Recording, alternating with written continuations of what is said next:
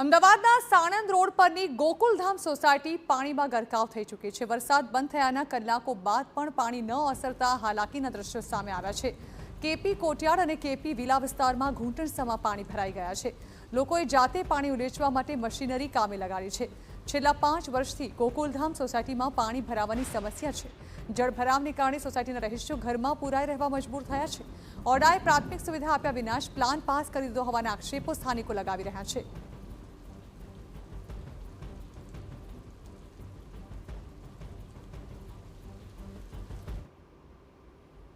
ગતકાલ મોડી રાત્રે વરસાદ વરસ્યો અને ત્યારબાદ અનેક વિસ્તારોમાં પાણી ભરાવા હોવાના આ સિવાય રોડ બેસી જવા સહિતના દ્રશ્યો સામે આવી રહ્યા છે। ત્યારે સાણંદ રોડ પર એટલે કે શાંતિપુરા ચોકડીથી સાણંદ જતા રસ્તા પર ગોકુલધામ સોસાયટી આવેલી છે અને એના જે કેટલા વિભાગ છે ત્યાં અત્યારે હાલ પણ પાણી ભરાયેલા આપને જોવા મળી રહ્યા છે। આપ જોઈ રહ્યા છો કે સમગ્ર વિસ્તાર કેવી રીતના પાણીમાં ગરકાવ થઈ ચૂક્યો છે। લોકો આજે સમગ્ર આખો દિવસ ચાહે બાળકો પોતાની શાળાએ નથી જઈ રહ્યા, આ સિવાય લોકો જે અહીંયાથી વર્કિંગ છે એ લોકો પોતાની ઓફિસ સુધી નથી જઈ શક્યા, કારણ કે અહીંયા તમામ જગ્યાઓ પર 3 ફીટ સુધી પાણી ભરાયા હોય એ પ્રકારના દ્રશ્યો હાલ સામે આવી રહ્યા છે। સ્થાનિકો સાથે પણ આપણે વાતચીત કરીશું કે તેઓ શું કંઈ કહી રહ્યા છે, કારણ કે એક રીતના હાઈવે ટચ સોસાયટી આવેલી છે અને ત્યાં પ્રકારની સ્થિતિ સર્જાઈ છે। જી, શું લાગે છે કે આવું કેમ થયું છે?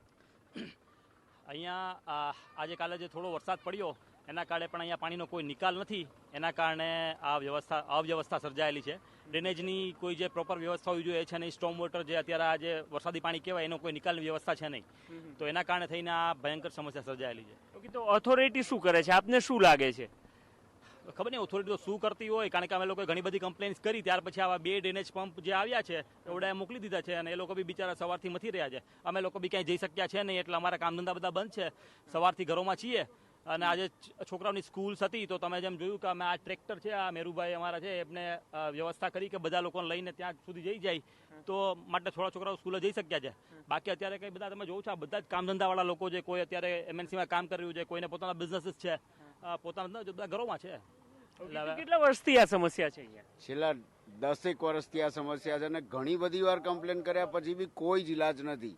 અને આ પ્યોરલી કહીએ ને તો બિલ્ડર અને આની મિલી ભગતના કારણે જ થઈ રહ્યું છે। પાસ કરનારું બી ઓરડા છે, બિલ્ડરનું પાસ કરનારું બી ઓરડા છે, બીયુ આપનારું બી ઓરડા છે અને અહીંયાની વ્યવસ્થા બેઝિક ઇન્ફ્રાસ્ટ્રક્ચર જ નથી। આ ફ્લેટ બંગલાસ બધું બનાવ્યા પહેલા જે ગટર પાણીની વ્યવસ્થા આપવી જોઈએ એ આપી જ નથી અને પબ્લિકને વેચી માર્યું છે બિલ્ડરોએ બનાવીને। આજની તારીખમાં બી ગોયલના નવા બંગલાની સ્કીમો ચાલુ થઈ ગઈ, એ પાસ કરનારું બી અવડા છે, જાણે છે કે એની પાછળની કેપી કોટિયાડ કેપી વિલા સોસાયટીમાં બિલકુલ પાણી જવાની વ્યવસ્થા નથી, તે છતાં બી એણે નવા બંગલા 40 બંગલાની સ્કીમ પાસ કરનારું બી અવડા જ છે। અહીંયા અમે આટલી બધી કમ્પ્લેન કર્યા પછી 2 પંપ મોકલી દીધા અને પંપવાળા જાતે જ પાણી જોઈને કહી રહ્યા છે કે આને નીકળતા 3 દિવસ લાગશે, એટલે કરવું શું અમારે તો એ જ સવાલ થઈ જાય છે। નવા ડેવલપ વિસ્તારમાં તો આમ તો પહેલા સુવિધા પહોંચવી પડે ને પછી માણસો પહોંચવા જોઈએ ને, એવું જ હોવું જોઈએ કે પહેલા બેઝિક તો હોવું જોઈએ, ગટર પાણીની વ્યવસ્થા થાય પછી એની ઉપર ફ્લેટ કે બંગલો બાંધવા જોઈએ। એની બદલે આ લોકોએ એમને પાસ કરી દીધા છે ઓરડાએ અને બધું બનાવ્યા પછી વેચી માર્યા પછી આજે 10 વર્ષ પછી બી હાલત છે। એકવાર બનાવ્યા પછી 2 વર્ષમાં જે સોર્ટ આઉટ થવું જોઈએ ને એ બી નથી થવું। 10 વર્ષથી આ પરિસ્થિતિ છે અને નહીં તો કેટલા 500 થી 5000 જેટલી કમ્પ્લેનો કરી હશે પણ કોઈના છે ને પડી જ નથી કોઈને। દર વર્ષે અમારી આ પરિસ્થિતિ હોય છે। ગઈકાલે અમે શ્રીલામાં ગયા હતા, ત્યાં પણ લોકો આ જ રીતની ફરિયાદ કરતા હતા કે અફસોસ થાય છે કે નવા ડેવલપ વિસ્તારમાં અમે ઘર લઈ લીધું। એટલે એમાં એવું છે ત્યાં તો અત્યારે ગટર લાઈન આવી ગઈ છે એટલે પ્રોબ્લેમ નથી થતો એવો, હાલ તો અહીંયા તો એવું કોઈ છે જ નહીં। અમારી જે લાઈન આગળ જતી હતી જે આગળ ખેતરોમાં એ બી બ્લોક કરી દીધી છે રોડ કોન્ટ્રાક્ટરોને। હાલ એવી પરિસ્થિતિ 120 થી 40 ફેમિલીઓ રહી છે પણ એમના કોઈનો ફેમિલીને બહાર જવાનું જે જીવન જરૂરી વસ્તુ છે એ બી નથી લાવી શકતા। અમુક લોકોના ઘરમાં દૂધ બી નથી, અમુક લોકોને શાકભાજી બી નથી, જમવાની બી તકલીફ પડી રહી છે અને હાલ જેમ કીધું કે કામ ધંધા પડી રહ્યા છે, ફાઇનાન્શિયલ લોસ જે થઈ રહ્યો છે એનું જિમ્મેદાર કોણ રહેશે? આજે એ તો ગવર્મેન્ટ અમને નહીં આપી શકે ને, એ તો અમારા જ બેર કરવું પડશે ને હાલ જે તકલીફ ભોગવી રહ્યા છે હજી આનો ક્યારે નિકાલ આવે એ ખબર નથી।